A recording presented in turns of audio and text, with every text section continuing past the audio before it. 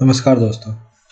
तो इस टॉपिक में हम देखेंगे प्रोफेशनल एजुकेशन के बारे में, जो कि हमारा जो न्यू एजुकेशन पॉलिसी हम पढ़ रहे हैं उसी में ही शामिल है। तो हमने उसमें प्रिंसिपल विजन देख लिया, हमने स्कूल एजुकेशन देख लिया, फिर हमने हायर एजुकेशन भी देख लिया। अब हम देखेंगे प्रोफेशनल एजुकेशन।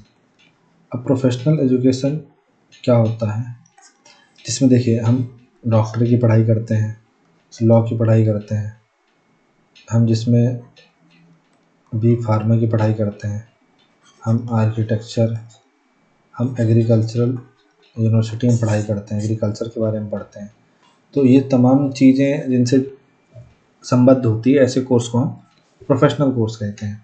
अब जो न्यू एजुकेशन पॉलिसी 2020 में आपका प्रोफेशनल एजुकेशन वाला टॉपिक है, उसमें कुछ पॉइंट्स दिए हैं। तो उसमें जो पहला पॉइंट्स वो बोलता है कि पेशेवरों को, मतलब प्रोफेशनल्स को तैयार करने से जुड़ी शिक्षा के लिए यह अनिवार्य है कि उसके पाठ्यक्रम में नैतिकता और सार्वजनिक उद्देश्य के महत्व का समावेश हो।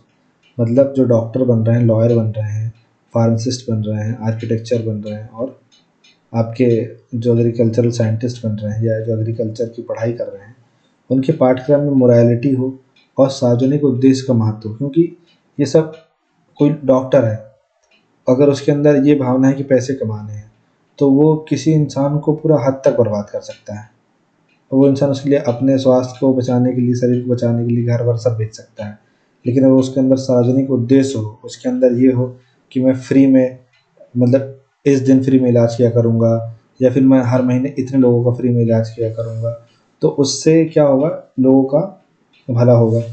या फिर कोई वकील बोले कि मैं 10 में से 2 केस जो है फ्री में लड़ूंगी, या वो बोले कि मैं जो फीमेल आएंगी उनका केस फ्री में लड़ूंगी या लड़ूंगा, या वो बोले कि जो सीनियर सिटीजन होंगे उनकी मैं चार्ज नहीं लूँगी फीस। तो इस तरीके से इसके साथ ही उस विषय विशेष की शिक्षा और व्यवहारिक अभ्यास की शिक्षा को भी शामिल किया जाए। तो लेट सपोज एग्रीकल्चर की पढ़ाई करी इस बंदे ने, तो उस बंदे ने एग्रीकल्चर की पढ़ाई करी, लड़के ने या लड़की ने, तो उसमें व्यवहारिक अभ्यास की भी शिक्षा शामिल हो। ऐसा नहीं हो कि वो सिर्फ और सिर्फ उसने मतलब एग्रीकल्चर की पढ़ाई किताबों में पढ़ ली, उसको प्रॉपर खेत में स्टडी करानी चाहिए।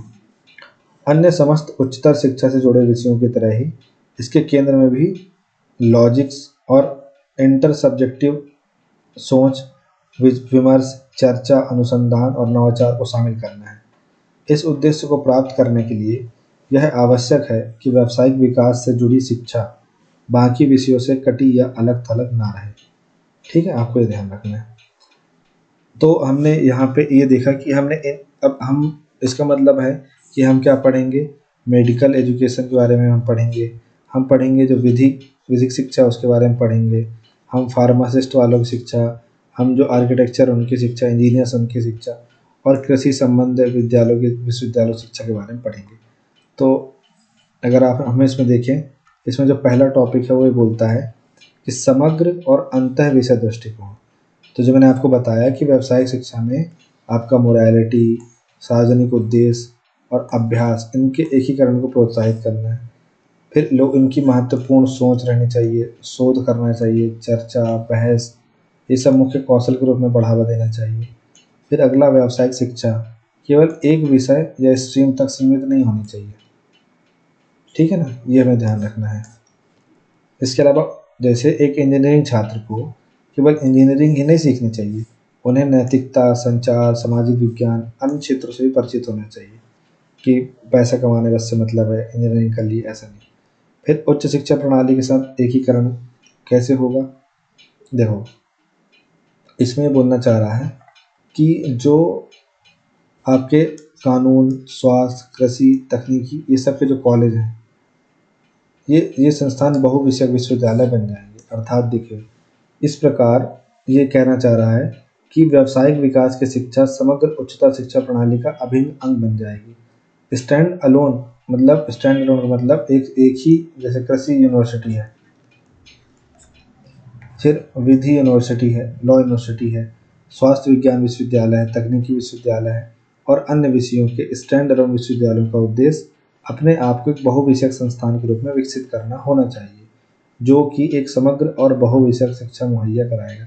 मतलब एक एग्रीकल्चर यूनिवर्सिटी में सिर्फ एग्रीकल्चर की पढ़ाई नहीं होनी चाहिए, यहाँ पे मल्टीपल सब्जेक्ट्स की भी पढ़ाई होनी चाहिए। फिर सामान्य और व्यावसायिक शिक्षा को सहजता से मिश्रित करने पर जोर देना चाहिए। 2030 तक पूर्ण एकीकरण का लक्ष्य निर्धारित किया गया है।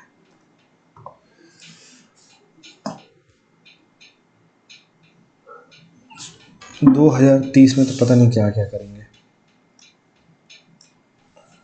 अब अगला है, देखिए, कृषि शिक्षा का पुनरुद्धार।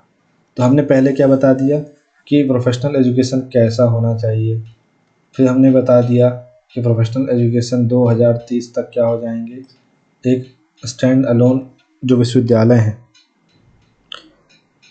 तो ये बन जाएंगे, बहुविषयक बन जाएंगे, ठीक है।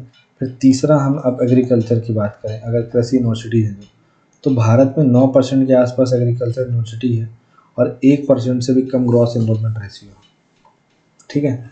मतलब लोग खाना खाना चाहते हैं पर लोग किसान नहीं बनना चाहते और इस चीज़ में कोई तकनीकी विकास नहीं करना चाहते।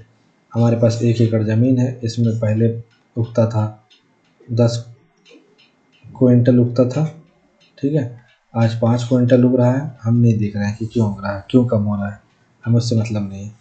फिर समुदायों को लाभ पहुंचाने के लिए कृषि प्रौद्योगिकी पार्क बनाए जाएंगे, ठीक है। फिर हमें कृषि शिक्षा पढ़ने के बाद हमें ये ध्यान देना होगा कि हमें भूमि की उत्पादकता, जलवायु परिवर्तन, खाद्य सुरक्षा, ऐसी चुनौतियों का समाधान भी करना है कि हमें ऐसे बीज, उर्वरक, मिट्टी की क्वालिटी ऐसी बनानी है कि हमें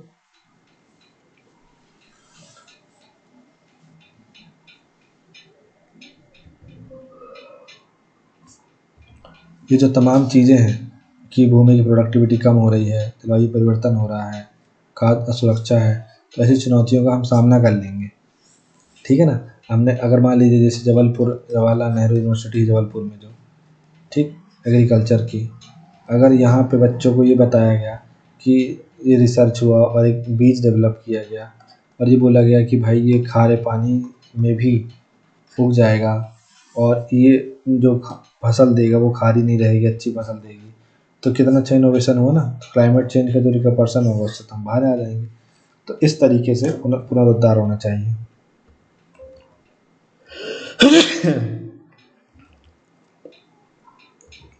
इसके अलावा हम अगला देखेंगे कानूनी शिक्षा पर जोर। तो कानूनी शिक्षा जो होनी चाहिए ना, वह संवैधानिक मूल्यों, कानूनी विचारों के इतिहास और न्याय शास्त्र को प्रतिबिंबित करने वाली होनी चाहिए। ऐसा पाठ्यक्रम होना चाहिए जिसमें कॉन्स्टिट्यूशनल वैल्यूज़ हो, कानूनी विचारों के इतिहास हो कि इसमें अगर ये विचार है तो ये क्यों है, इसके पीछे का रीज़न क्या है, रूल ऑफ लॉ का मतलब क्या है, न्याय शास्त्र को प्रतिबिंबित करने वाला। फिर द्विभाषी शिक्षा, इसमें क्या दिया जाएगा, एक तो अंग्रेजी में चलेगी, प्लस वो जिस स्टेट में पढ़ेगा उस स्टेट में जो लैंग्वेज चलती होगी, लेट सपोज कोई आंध्र प्रदेश में है तो इंग्लिश प्लस तेलुगु, कोई तमिलनाडु में है तो इंग्लिश प्लस तमिल, कोई राजस्थान में है तो इंग्लिश प्लस हिंदी। कानून जो है ना वो न्याय वितरण, लोकतंत्र और कानून के शासन के अनुरूप होना चाहिए। तो ये कानूनी शिक्षा में सुधार की बात कर दी हमने। इसके अलावा अगर आप देखें, हम और अगर बात करें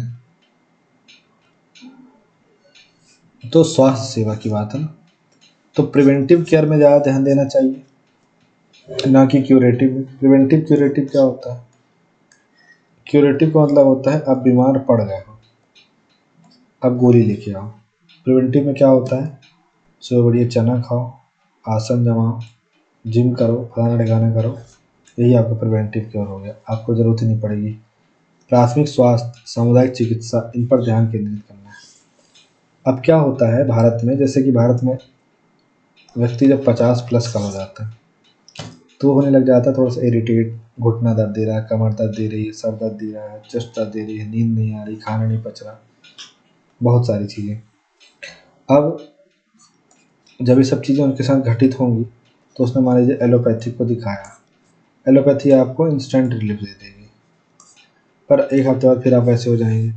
तो आपका कोई दोस्त आएगा, वो बोलेगा भाई तू भी अपने पिताजी को ना, वो आयुर्वेदिक डॉक्टर है उसको दिखा दे, वो नागपुर का है, फलाने जगह का है, और वो बहुत बढ़िया इलाज करता है और 1 महीने 2 महीने की दवाई देगा और सही हो जाएंगे। अच्छा, तो फिर वो अपने तो जो उसका दोस्त है वो अपने बाप जी को लेके जाएगा कहाँ, आयुर्वेदिक हॉस्पिटल। फिर उसके बाद कोई बंदा मिलेगा नेचुरोपैथी की सलाह देगा कि भाई तो अपने पिताजी को वहाँ एक बार नेचुरोपैथी करा दे भोपाल में, ऐसा हो जाएगा वैसा हो जाएगा, उधर भी लेके जाएगा। तो ये एलोपैथिक के अलावा आयुर्वेदिक, नेचुरोपैथी सबकी दवाई खाना शुरू कर देंगे। तो ऐसा ही बोला जा रहा है कि एक एकीकृत सिस्टम लाया जाएगा। एलोपैथी के छात्र आयुष की मूल बातें सीखेंगे और आयुष के छात्र एलोपैथी की मूल बातें सीखेंगे। ठीक है, क्रॉस ट्रेनिंग। वास्तविक दुनिया की स्वास्थ्य सेवा आवश्यकताओं के अनुरूप कार्यक्रम संरचना और मूल्यांकन। तो जो वास्तविक दुनिया है वो कैसी हेल्थ फैसिलिटी चाह रही है, उसके अनुरूप ही हम क्या करेंगे, अपना कार्यक्रम संरचना और इवैल्यूएशन करेंगे। फिर तकनीकी शिक्षा का आधुनिकीकरण। तो तकनीकी शिक्षा को कला, विज्ञान, मानविकी के साथ एकीकृत करना है हमें। फिर इनोवेशन को बढ़ावा देना है, मजबूत उद्योग अकादमिक साझेदारी बनानी है और हमें इसके अंतर्गत इंजीनियरिंग, तकनीकी, प्रबंधन, वास्तुकला मतलब architecture, town planner, pharmacy, hotel management, इन सब चीज़ों को भी शामिल करना है। साथ ही साथ में हमें यहाँ पे AI, big data, machine learning, nanotech, genomics, neuroscience, इन सब पे भी काम करना है। तो आई होप सो आपको प्रोफेशनल एजुकेशन वाला